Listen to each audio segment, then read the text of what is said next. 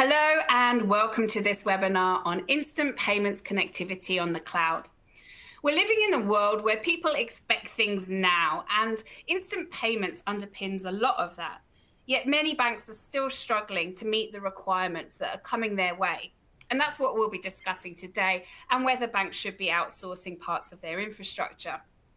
We'll be discussing why instant payment connectivity is such a hot topic now, what banks could and should be doing, their challenges and how they can overcome them, and how they can create a competitive advantage. We've got three wonderful speakers today. They'll introduce themselves in a moment. But first, I'd just like to thank them for being here and making the time. So thank you to our speakers. And thank you to Intercope and PPI who've made this webinar possible. And thank you to the audience who are watching this.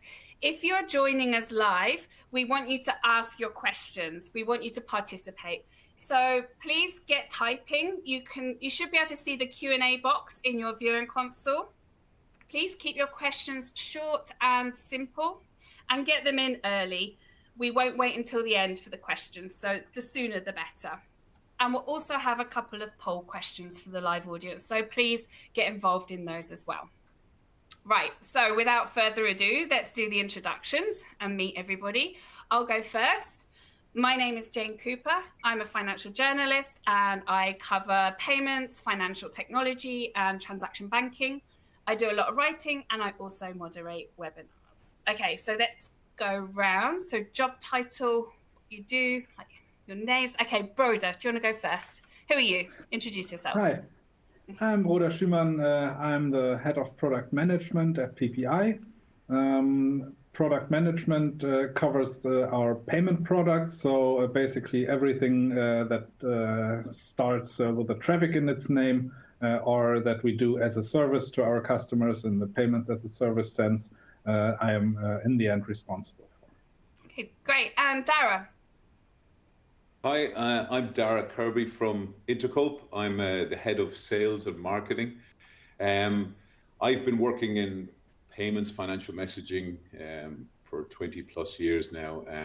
What we do at Intercope is we provide a solution to connect banks, service bureaus, central banks, etc., to the financial networks. So my job is to help position our solution and Intercope with our customers and with the industry, and help evaluate what we should do next, and also not to talk too much. So that's sometimes a challenge for me, but anyway, that's me. Okay, and Andrew, please introduce yourself. Thanks, Jane. Hello, everybody. I'm Andrew Muir, a consultant with Nth Exception. I have spent most of the last 15 years actually as a member of Swift's standards team, putting schemas and usage guidelines together for a variety of applications, including payments and real-time payments. And as such, I am obsessed with details and obsessed with getting things right. And there is no better way, there's no better field for me to operate than in the complex and challenging world of making payments real-time. Oh, brilliant. Okay, so we've got three brilliant experts today. Okay, so before we get into the discussion, each speaker has a chance to make an opening remark. So it doesn't have to follow on from what the previous person said. So it's your chance to sort of make an opening statement on this topic. So Broder, would you like to go first and share your opening remarks with us? Yeah, sure. I think we have an interesting topic today. In that it combines two trends that we actually see in the market currently. We at PPI have done a market study together with EB Research currently, and we asked, well, not Europe-wide, but in Germany, we asked in the end about 90% of the banks measured by transactions, whether they're doing outsourcing or whether they're not doing outsourcing. And we will see what the audience today will say, but what we got was a response that 73% have already outsourced parts of their payments business, and 53% plan on outsourcing parts of their payments business, additional parts or new parts. So outsourcing becomes the new standard, really, and is really here to stay. So this is one side that we're going to talk about today. The other side is really instant payments, and here we see something similar. We're coming from a trend of instant payments. You just said everybody expect everything right now. But it's not just us expecting that. It's also the legislator expecting it. We will soon get regulation laws that require banks to be reachable, to offer instant payments to their customers, and to not discriminate these payments compared to mass payments. So we will really see an uptake in instant payments, and maybe bringing these two together, seeing what are the next steps and how we can move forward from here will be an interesting discussion during the next hour. I'm really looking forward to that. Yeah, great. Well, thank you. And also we'll be asking the audience, so it'll be interesting to see how their responses compare with on the outsourcing. Okay, Dara, let's go with your opening remarks.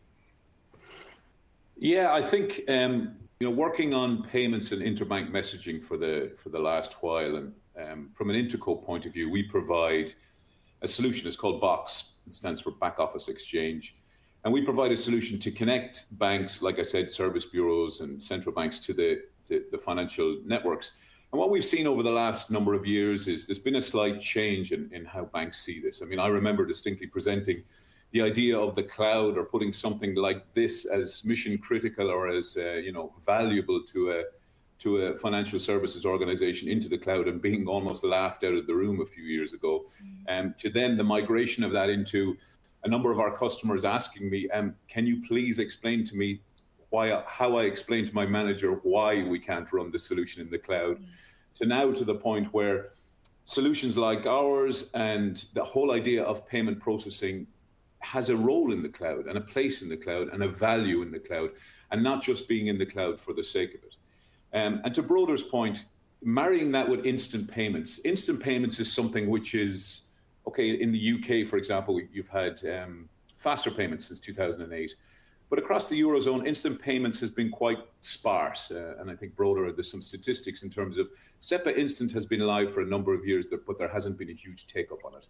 And now that the regulator is mandating that you do instant payments, and also you provide it at the same cost as you do normal credit transfers today, banks really need to go and look at, how do I do instant payments and how do I do it efficiently?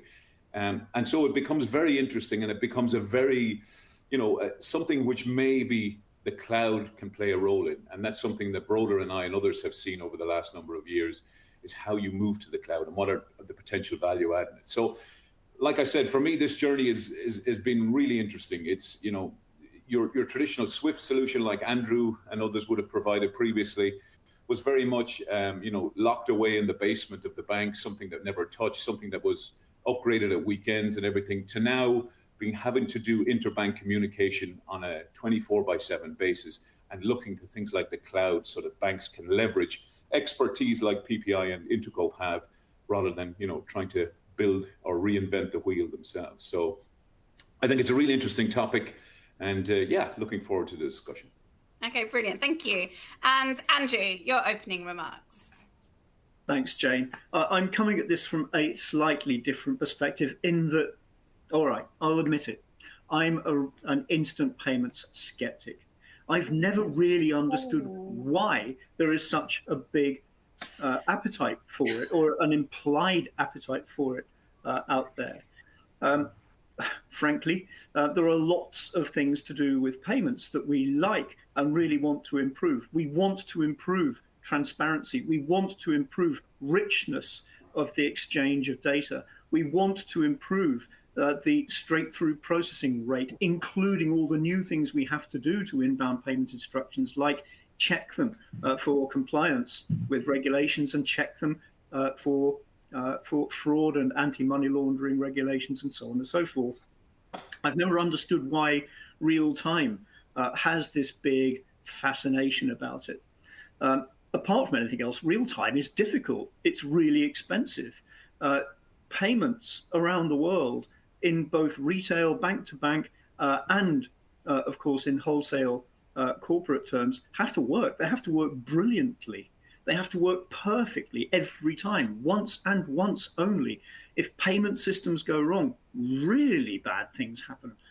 In some cases, at the level of the macroeconomy, we can't take those risks. A wise man once said that if you automate chaos, you end up with very fast chaos. So I've been a little skeptical as to what on earth putting payments on an instant platform around the world could possibly do, other than simply magnify what are already very big risks.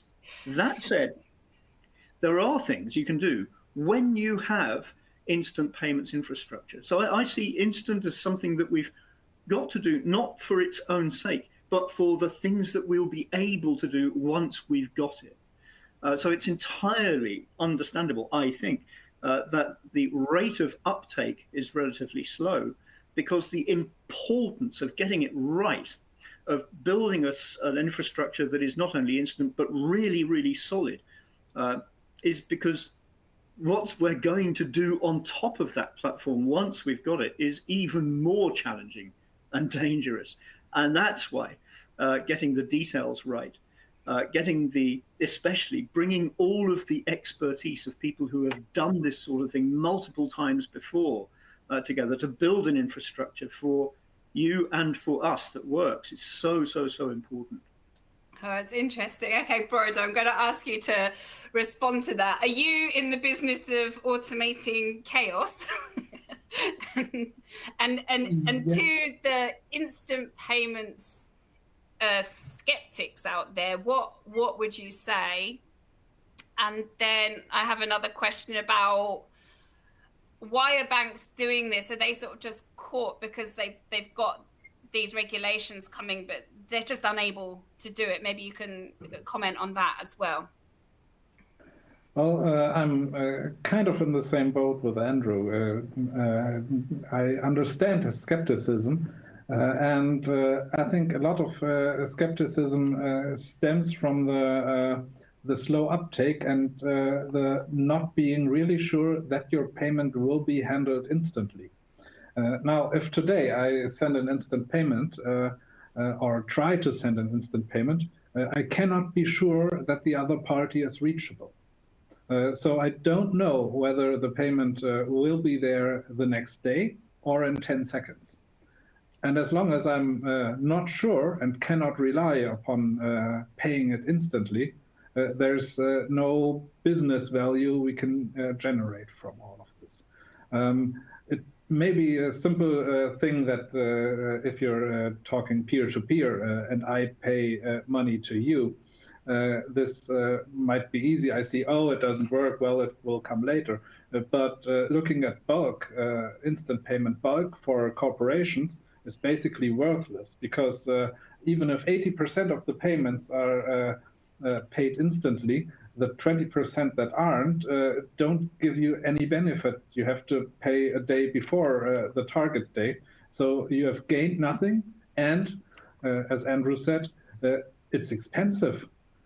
I have to pay a high price for not gaining anything.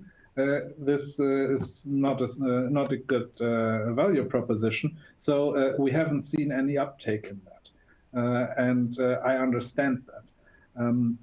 But what I also see is once we have 100% reachability and it's guaranteed, this is what the regulation will do. We will have 100% reachability. Then we can actually build use cases and business cases on instant payments, and we will see an uptake in their usage. So it's a kind of, we need the reach, but yeah, the banks, some banks needed a bit of forcing them to get there. But once we have the reach, we will see an uptake and we will see full use. But of course, this also comes with problems and technical challenges, no doubt. But we are here to address them. But the uptake will be really, really big once we have the breachability, I think. And in that sense, I hope that banks recognize the business value they can generate with it, and not only see it as a regulatory requirement that they have to do. Yeah. Okay, great. So Dara, what do you have any response to that? And maybe you can comment on your experience of where banks are on this journey. Is it something that they see the value in, they would do anyway, or they're just sort of waiting to be pushed into it by the regulator? Yeah, I mean, it is a very good point that Andrew makes in relation to chaos. I mean, it's often quoted in relation to instant payments. You know, when you're doing normal credit transfers that were traditionally D+1, you know, you had hours, if not days, to fix something if something went wrong. But as soon as you go into an instant payment, if it's not working, particularly like a scheme in the faster payments in the UK where reachability is uniform, then you're on social media news possibly within 10 to 15 minutes. So from a bank's point of view, that's quite a scary proposition. So, there is quite a lot of assessment that needs to be done before you implement instant payments or look to implement it, whether it's mandated or otherwise. So yeah, I would think like global banks, we have a number of banks who use our product on a global banking basis, and they have something for the SWIFT cross-border. They have another implementation of our solution for things like credit transfer, SEPA, etc., and for the new ISO 20022 migrations for the RTGS systems. But many of them that do instant payments keep that system, even though it's the same software, but they keep it separate because they are so conscious of the fact that instant payments is the resilience that's involved and the SLAs that are involved and the importance of ensuring that your infrastructure can support 24/7, which is not something that's been done before as readily, and hence Andrew's comments in relation to chaos. But in terms of assessment, I mean, I think the banks have just gone through such a huge go live on ISO 20022 over the last number of weeks, particularly with the Target 2 going live and cross-border SWIFT payments going live. So I think, doing this, whether it's for the first time as a bank or whether you're a global bank who's done things like faster payments in other zones previously, is, while it's a challenge, it's not probably as big a challenge as it would have been 5 or 6 years ago. And that said, we are talking about moving low value transactions real time. So it is very important that the bank, not just examines the business case, but from a technology point of view, assess the end-to-end architecture to ensure that real-time payments are compatible with the systems that you have at the bank. And as we know, traditional systems at the bank, particularly for low value payments, which would have been D+1 or even greater previously, were very batch oriented. And can often be legacy based. So that has to be evaluated and looked at and examined. And that is definitely something that is the greatest challenge in all of this. Also with, what's been announced, you need to do real time, you still have to do fraud detection, sanction screening, etc. And those things now need to be done real time in seconds or milliseconds, whereas previously you had time, and you had time to deal with things like false positives, and you had time to understand what was the case management around fraud detection, etc. In this case, with instant payments, you don't have that time. So you really need to ensure, not just your infrastructure, but that your existing sanction screening and fraud detection systems are brought up to a 24/7, nature. And I think more so, one of the real things that's probably, like we touched on, you're on social media in 10 minutes, but you need to ensure that the impact of year-round 24/7 instant payments on your system resilience, and not just from a technology point of view, but also on your operational resilience and how they perform, and updates and management and staffing, etc. That's also hugely key here. And I think the banks are definitely in a better position than they were a number of years ago, but I think it is still something that, you're a little bit hesitant on, and hence the drive maybe towards doing something in the cloud, and what we're talking about, a potential outsource of certain aspects of that, handing that to the experts, and then concentrating on the pieces that the bank is best at themselves. Okay, so Andrew, I noticed you wanted to say, there is, okay, I'll go to Andrew, and then I'm going to ask an audience question that's related to what Dara just said. So Andrew, what was it you wanted to say? I'll be really quick. I just wanted to take the opportunity, since Dara mentioned ISO 20022, to congratulate Dara and the team at Intercope. Broda and the team at PPI and the banks for getting through this last couple of weeks as well as they have. I mean, it's a huge new deal, this ISO 20022 for Target 2 and for bank-to-bank payments is concerned. I have been trying to get some numbers together to show you just how big a deal this is. And sadly, I haven't been able to get the numbers that I wanted. But the indications are that somewhere between 9 and 14% of bank-to-bank payments are now being done using ISO 20022-based messages. And that's a big number. So to the banks who are listening to this and taking part in this webinar, congratulations, you really have done a difficult job extremely well.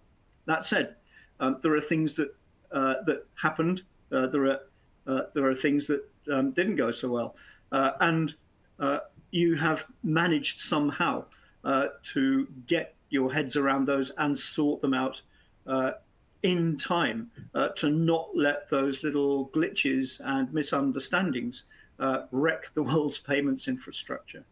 But as Darragh was saying earlier, those little glitches in a real-time scenario are a much, much bigger problem than in the scenario in which you have a day to sort stuff out before it really starts hurting. So yeah, this real-time stuff is a much, much harder problem in some ways than the considerable challenges represented by the ISO 20022 migration of market infrastructures and bank-to-bank schemes. So, well done, everyone. Yeah, thank you, Andrew. So yeah, if you're doing things in real time, everything else has to be in real time as well. We can have real-time bank runs now. So that relates to one of the questions that came in from the audience. And maybe Darragh or Broda or maybe Andrew, I'll throw it to you, Darragh, first, because it's related to what you were saying. Is the liquidity provision of instant payments not a major obstacle for banks in today's regulatory environment? So is it liquidity that's a big obstacle? Would you say? I don't think it's an obstacle from a get-go, because usually instant payment schemes, particularly when they start out like we've seen in the Eurozone, the value isn't so high on it. Of course, it is a concern, and it is something then that needs to be tracked real time. As you say, everything else needs to be real time as a result of it. So it definitely is a more immediate challenge, but at the same time, it is something that has been managed already with many of the instant payment schemes that have gone live previously. So it is something that most of the banks, particularly in the Eurozone, that have connected or any global reachability, is something they would be familiar with already. Okay, Broda, is there anything else? Broda, do you want to add anything? And then we'll go to Andrew. Yeah, I think that's right. The banks will find ways to handle this problem. We've also done parts of software for liquidity management to have a bit of a buffer, to have an early warning, and you can use some technical tricks there. But even if this doesn't work and the liquidity isn't there, instant also has its benefits. Because if you're doing an instant payment and you get it rejected, you know so immediately. You push the button, pay, and you see a red light 5 seconds later, and you see, didn't work. I have to find another way, use another bank, try again in an hour, whatever. But the payment isn't lost. It's not sleeping somewhere in some system and needs to be found and pushed further. So instance is not only a problem, but can also help you with a solution if you have a good customer interface. Okay, great. And Andrew, you wanted to say something, and then we'll go to the poll question. Yeah, I thanks, Jane. I'll try and be brief. As you know, that's a challenge for me. One of the reasons I like doing these webinars is that you do get really insightful questions from the audience as well as from my fellow presenters. And liquidity management in the real-time world is I mean, there's one big obvious elephant in the room, isn't there? Which is that real-time payments are instant. Liquidity management often isn't. If you're looking to move large amounts of liquidity around the platforms, there is no real-time market for liquidity. That's still very much an overnight thing. And that's one of the paradoxes, I think, that adds to my kind of skepticism about whether or not the world's really all that ready for instant payments yet. Thankfully, in the Eurozone, the Euro system has done a great job of anticipating this problem and making its central liquidity manager a generic platform for the settlement of Target 2, of real-time tips, and the Target 2 for securities settlement systems, which does make instant moves of liquidity around the world, or around the Eurozone certainly, a whole lot easier. But that isn't the case around the world. And although I think there are conversations between market infrastructures about how to engage in a much more fluid and flexible interoperability network between them, actually moving large quantities of liquidity to where it is needed is still much more difficult than I think it really needs to be in a more real-time world. So it's a good question. I think honestly that area probably deserves a webinar on its own. It's a really interesting and complex subject. Okay, so let's sort of move on to what banks are doing and what they should be doing. And before we get into those questions, let's do the poll question for the audience. So if you're watching us live, please click on the response. So the question is, have you already outsourced parts of your payments to the cloud? Yes or no? Let me read it again. Have you already outsourced parts of your payments to the cloud? Yes or no? Okay, so we'll revisit that in a second. Broda, do you want to just sort of take us through a little bit more in detail, like in what sense is instant payments sort of technically different? Like what do banks need to do that's different, or in what kind of approach is needed? Is it different? I mean, or is it just a case of just speeding up what they already have? Well, yeah, it's not really simple, because one thing we already agreed on: you need to be there 24/7. You cannot have opening times. You cannot shut down your payments for the night. So this is a whole new, different requirement for infrastructure, but also for the people that work on the solution and have to be available to fix problems. To look at the systems, everything has to be 24/7, and it's not only the instant payment systems, the bank systems. Everyone you talk to suddenly needs to be 24/7, and this is really a tall order. It's not easy to implement. The real architectural change is, I think, also a big one. I mean, if you optimize performance, just IT in general, you have the choice whether you optimize for throughput that you did in a batch. You have a huge batch file and you process that at night, and it's done efficiently and works fine. The other way you can do it is you optimize for latency times. So I get an answer in 1 second, 10 seconds, whatever, and I can't usually optimize for both goals, for throughput and latency at the same time. Gets really hard, and this is exactly what we have to do for instant payments, because we still have a lot of payments we have to process, and it has to be done in a real-time manner. So this really requires new architectural designs for software. This is something we noticed when we built our traffic payment hub for instant payments. We changed the programming paradigm. We went into reactive programming, which is a niche really for real-time programming, to have a system that can scale up to give us the throughput, but also guarantee the requirements for instant payments and for latency and response times. So this requires really a complicated technology and a whole lot of effort. You can't just do what you did before faster. I mean, let's put it to the table in a different question. You did your batch processing usually once per day.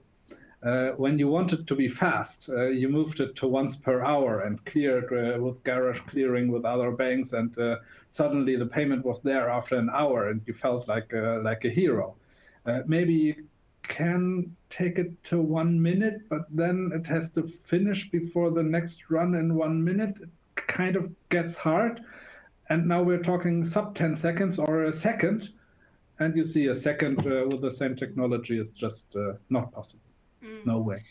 Okay, so Dara, it's not really possible for banks to do things, but just at a faster speed. You mentioned in your opening remarks in the past, people were like very nervous about the cloud. So what's the thinking? Like, they've got to do all this and they're okay with outsourcing it? Or why would they do it themselves, or why wouldn't they outsource? What's your view? Yeah, I guess there are probably steps on the journey here in terms of, providing this to be done by a service, by somebody who's an expertise in it, or certain aspects of it per the actual description of the webinar, I guess, and then a full outsource.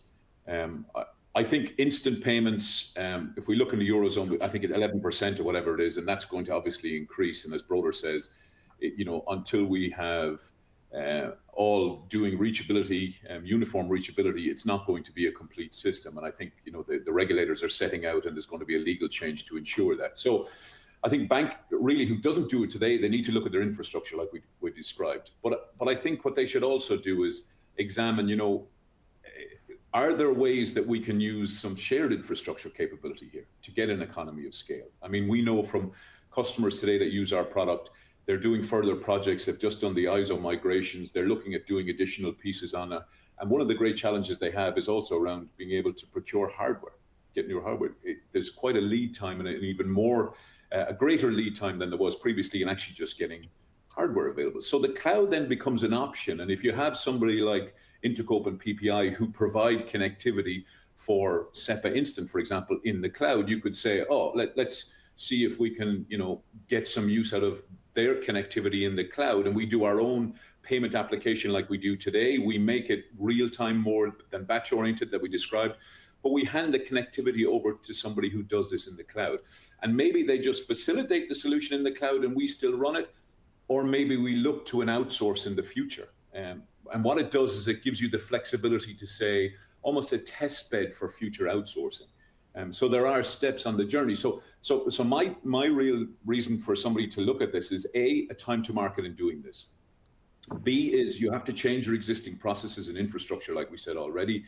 So go and do that in your legacy core systems, but look to a provider like ourselves or somebody who can do it in the cloud like that for the piece that you don't do today, which is connecting instantly via the multi-networks that are available. So it's not, you don't just have the SWIFT network for this, you also have EBIX connectivity, which can be used, and also NextCCNet as well. So you actually have options in terms of connectivity, and we provide those options in terms of connectivity. So, maybe look to put this, the gateway connectivity aspect of this into the cloud, and then see if it's something fit for purpose for you more in the future, and maybe as a general strategy in moving towards an outsource. So, it doesn't have to be a big bang or a one size fits all, but it definitely is something that lends itself to cloud, and because it's something that's brand new and banks will not do this today. And the last point I make on that is, not only would they not do this today, but the required information at the bank and the required resource at the bank is probably heavily engaged still on the ISO 20022 migrations. So it also lends itself right now to look at maybe there is a service or a niche player that we could give this to, who could give, who has the know-how and who has the pool of key resources to actually provide this. Okay, so let's we'll review the poll question in a moment, and we'll ask the other question. Before we do that, Andrew, did you have anything to add or any comments to that? Always, Jane. That's what I thought you might want to say something. I mean, the original question was about what a bank could do today that would somehow prepare them for this different and challenging future. And I think actually both speakers have covered a lot of ground. What I wanted to add was that actually, as we have already seen in the ISO 20022 world, there is a global shortage of skilled expertise in these things. That sounds like an extraordinary thing to say because, I mean, there are 25,000 banks in the world, and every single bank has people who understand payments, people who understand infrastructure, people who understand high quality, high throughput, high availability systems. But actually, you need more of them than you think. Actually building a multi-channel framework that includes instant payments, as well as how all of the legacy channels are migrating to ISO 20022 based, more real-time, faster, more channels with more capacity. This is tricky stuff.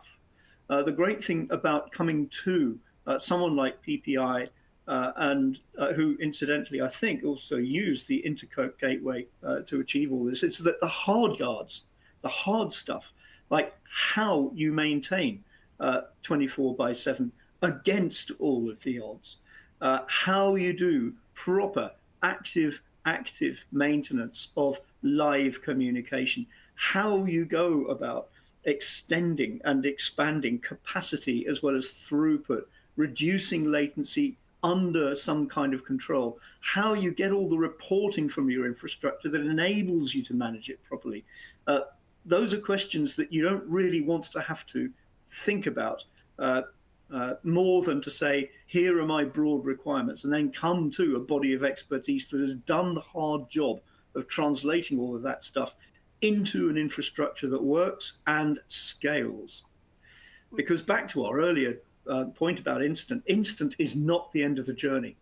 Instant is merely a stepping stone towards an infinitely more rewarding and complex payments infrastructure in which the payment itself, which is in most cases part of a bigger transaction, becomes an integral part of that transaction, so that we as consumers get something more like the kind of delivery versus payment kind of scenario that our colleagues in securities operations have had for many, many decades now.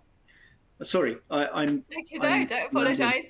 Okay, so let's review that first poll question. Have you already outsourced parts of your payments to the cloud?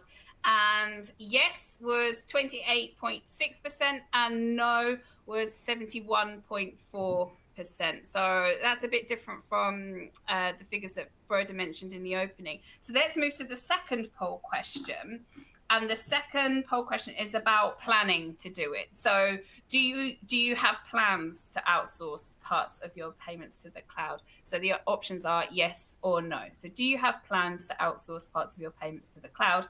Yes or no? Okay, so we'll revisit the responses to that in a second. So Broda, should we sort of move on to the challenges then? So in your experience, what are the biggest challenges that need to be overcome? Is it like a skills shortage? Is it sort of stakeholder management and persuading people things need to be done? Or is it more sort of technical issues?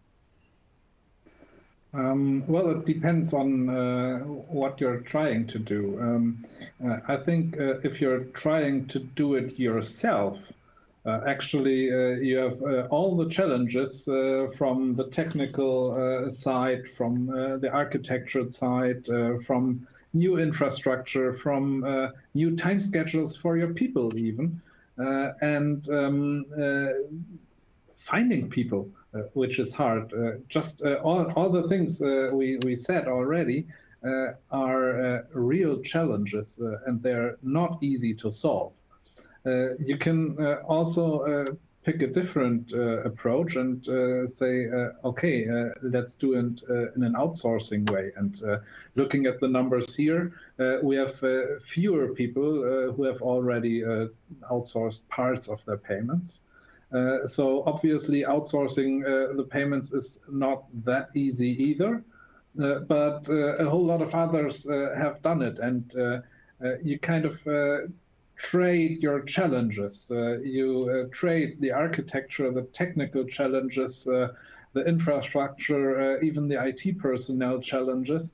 You trade that for provider management, for SLA management, for legal management of going to the cloud, data protection, data security, all of that. You have to audit your service partner, and you can ask yourself as a bank, what is easier to solve for me? What is in my DNA? What can I work better with? Is it really complex IT, or is it provider management, seeing to regulatory requirements more you can trade off the legal side for the technical side, basically, and hopefully even save a bit on the cost side. But the business case is something else. Now, for the business case, actually quite an interesting find in our study that we did. 69% of the participants who planned to outsource said they tried to do that to save cost.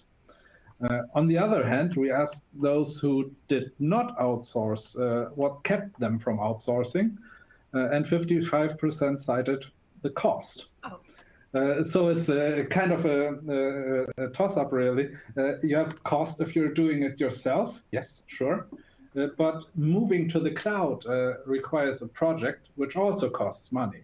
Both ways cost money, but you can maybe keep it in balance. Oftentimes we see from our customers that you can save cost in the long run by outsourcing. You just have to go through the project and actually do it. And you can trade the challenges that you have from the technical IT challenges to a more regulatory provider management SLA challenge, which is probably more your home turf as a bank. Okay, great. So that's, Dara, do you want to respond to that? And then we'll go to the poll question. We'll look at the results. So Dara, do you have anything to add or any other comments about pain points or challenges? Yeah, I mean, I think we've probably circled on it already, maybe slightly differently, but I mean, in the end, it's a time, cost, and resource challenge for the banks. You know, you're being asked to implement a new scheme. You're being asked to move payments that were traditionally low value and you had time, and you're being asked to move those in an instant format, and there is no additional charge or no additional revenue to be gained from the actual transaction processing itself. So you know, that is a pain point. Now, the fact that the regulator will mandate it for you to do it, I guess, sort of, it's not just no longer the business case; it's the staying in business case, as they say. But there are, you know, opportunities on the back of this as well. I mean, we do look at things like ISO 20022, and you look at it in the context of instant payments. It is also like your credit transfer is a PAX 08 message, very similar to how you're doing it otherwise today. You know, you can use resources and things that you've put in place already. Can you make them real time? Can you get value in this new data? Can you look at and to see improving your analytics so that you can look at, as Andrew touched on earlier, when we have this full ubiquity of instant payments, the value adds that can be provided in the future. So you need to be a bit forward looking. As Broder says, there still is, you know, you have to get the budget to do this. You have to get the business case in to do it. But if it's mandated, it really is a case of you have to do this. So how do you do it best possible? And our take on it is that, you know, if you're looking to, why not? If you're looking to do this, and instant payments is a new challenge for you, you've got to put new kit in, new infrastructure, new software.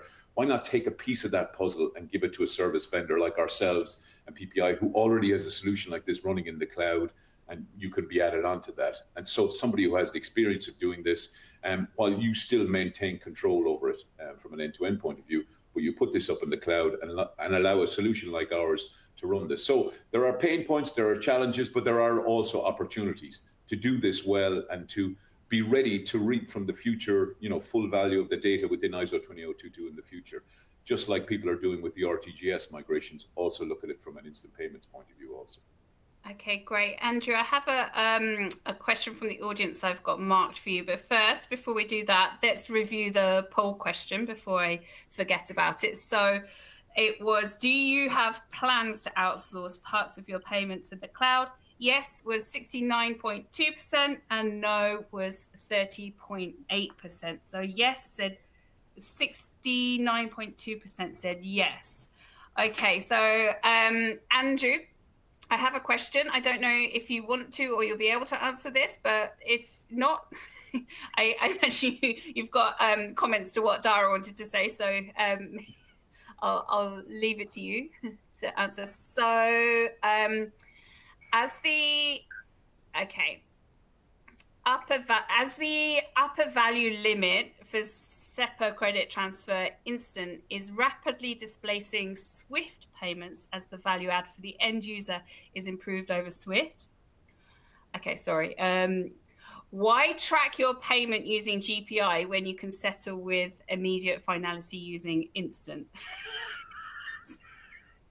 Sorry. All right.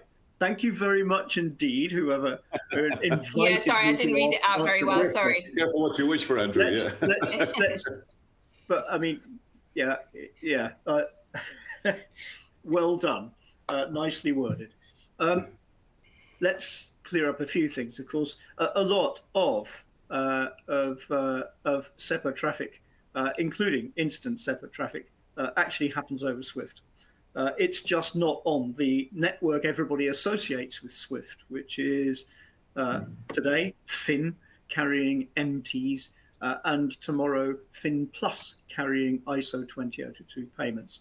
A lot of SEPA traffic happens over something called FileAct, which is the big bulk pipeline that carries files full of payment instructions at a fraction of the per message cost of the other two channels. I don't suppose the SWIFT board would be particularly happy with me promoting the low-cost channel as an alternative to the higher functionality channel that banks prefer to use for high-value payments. But nonetheless, there it is. Of course, do we expect to see more traffic heading towards the faster and smaller and less costly channels over time? Sure we do, of course we do. We, not being SWIFT, I don't represent SWIFT anymore, but the world in general. But that doesn't mean to say that the channels that carry such the higher value transactions are not going to be there for a while. I think I'm right in saying that the average value of a SWIFT payment over one of the existing legacy channels is somewhere close to $500,000. I don't see the SEPA credit transfer limits going up as far as that for some considerable time yet, if ever. But if they do, it will be because the real-time payments infrastructure that we, all of those on this call, are either building today or thinking of building tomorrow, has passed its resilience test, has passed its test of being robust enough to carry that kind of value. The payments world does not do anything unless it is absolutely sure that it works. That's one of the great things about this community that is perhaps sets it apart from other financial communities that are prepared to be a little bit more pioneering, experimental with how they go about stuff. But back to one very small comment on what Broder and Dara were saying.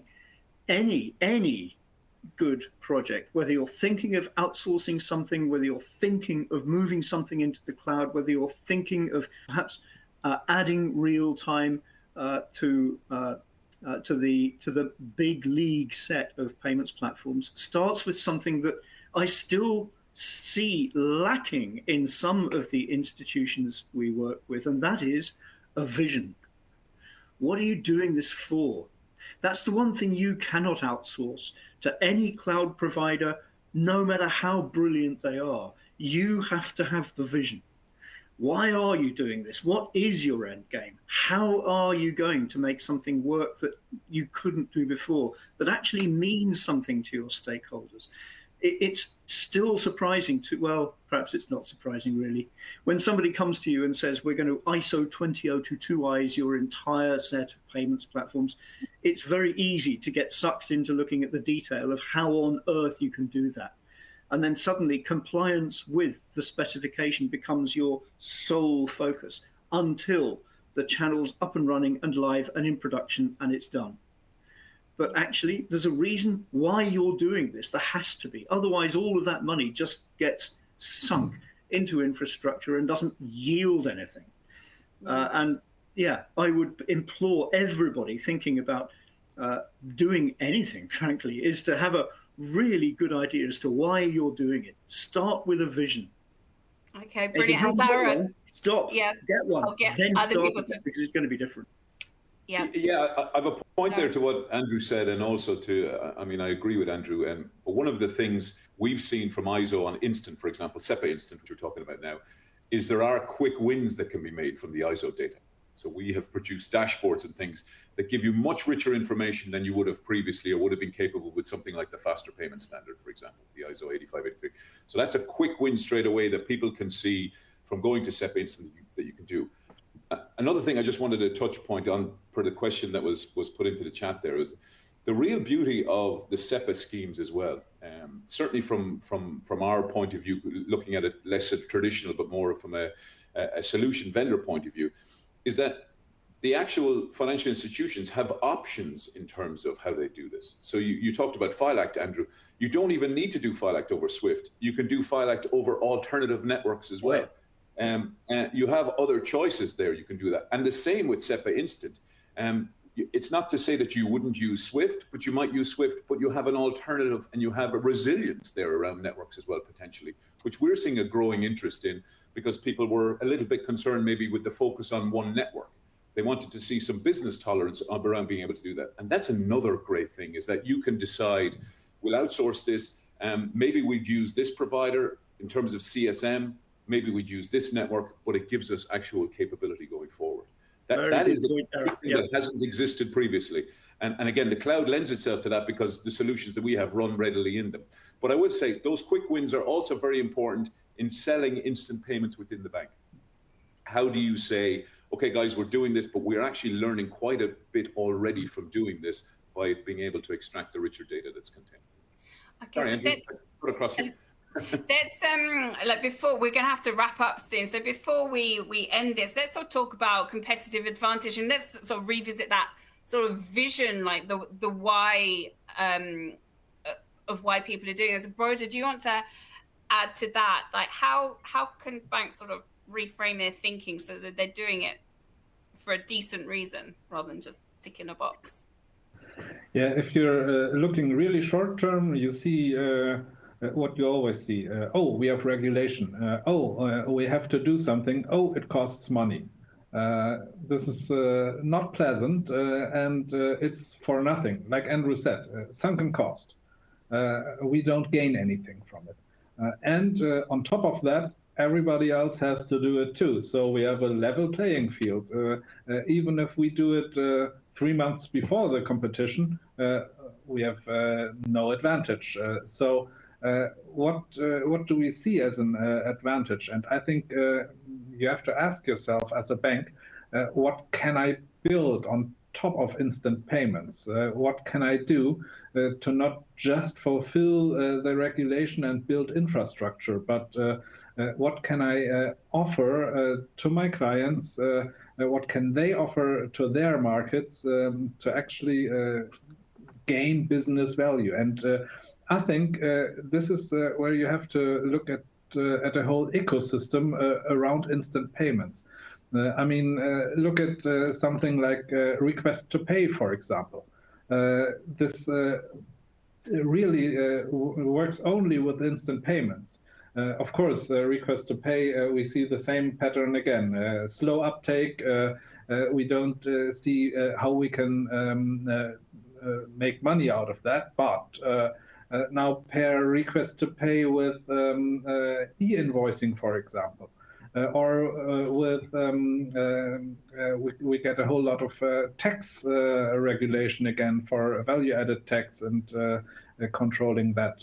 So the whole e-invoicing market is maybe the next thing, maybe something where you can, like in any ecosystem, either take parts of that into your business or find somebody to partner with, but I think you have to put the instant payments into an ecosystem, and that I now pick RTP and e-invoicing, of course, has the background that we are doing exactly that. We are building a platform for that with the Paycy initiative. So this is my first thought, but maybe you as a bank, for your customers, you have different thoughts, different ideas.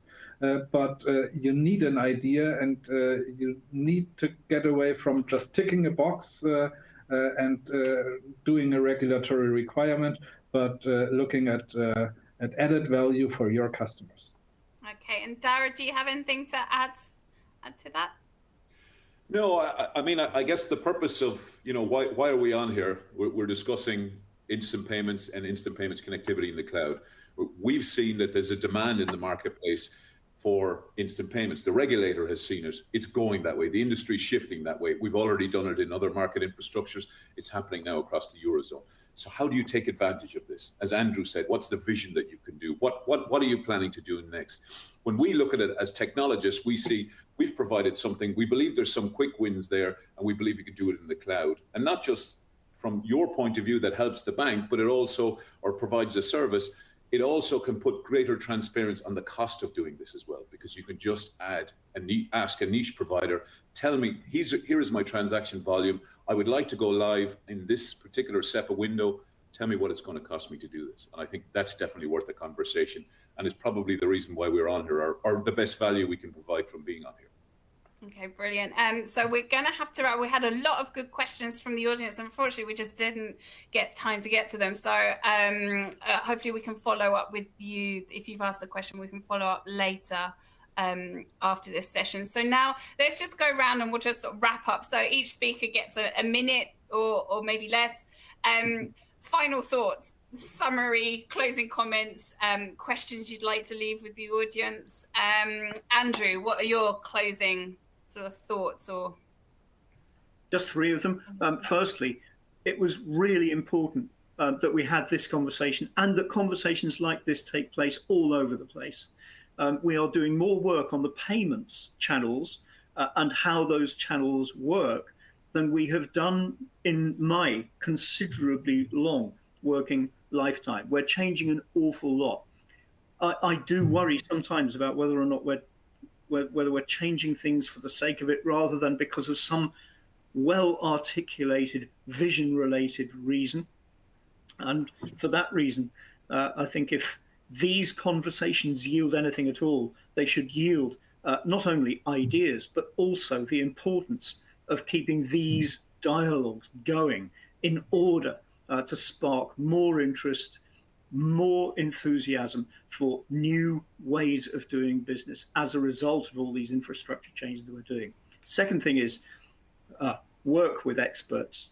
I mean, there are so many people out there now professing to be brilliant at one thing or the other. Actually, knowing people who have been through this, who have done these projects, who have infrastructure that works and scales, and who have therefore lived through the problems of what happens when something goes wrong and have built the necessary infrastructure to deal with that. It just means that you end up with an awful lot more bandwidth for figuring out the important things, like what the heck it is that we're building and for whom. And finally, as I said way back when, congratulations, everybody. The ISO 20022 introductions were a real success. You really have done that very well. And I mean that to PPI and to Intercope, as well as to all of the banks who are here on this webinar. But it's the start of a long journey. There's a lot more of that to come, and it's coming at you thick and fast. So yeah, it's a wild ride. Be happy about it, because frankly, if you're not, you've got a pretty miserable time coming up. But honestly, good luck on your respective journeys, and thanks very much indeed for letting me be part of this conversation. Okay, brilliant. Thank you. Okay, Broda, can you do your final thoughts in maybe like 45 seconds or less? Final. I'll try. One takeaway from this, for me at least, is the instant payment is the new normal, and for real this time. It lends itself perfectly to outsourcing, while you're still under pressure of costs and time to market. So this should be a consideration. If I can give any advice, it would be to do it right, because you really need instant payments. You need it working. You don't want a second try. So put this at the top of your agenda, act decisively, and act now. Okay, brilliant. And last but not least, Dara, final thoughts from you. I think the guys have said it. It's great to be involved in this and to share our experience, our thoughts. I think if I could give one takeaway, it's this, if this is a challenge and a pain point for you as it is, just come and ask the people that have done this. And we're here to be contacted. Delighted to be part of the forum. Thank you. All right, and thank you to you all. Thank you, Dara. Thank you, Broda. Thank you, Andrew. Thank you, PPI and Intercope, for making this possible, and thank you to the audience for watching.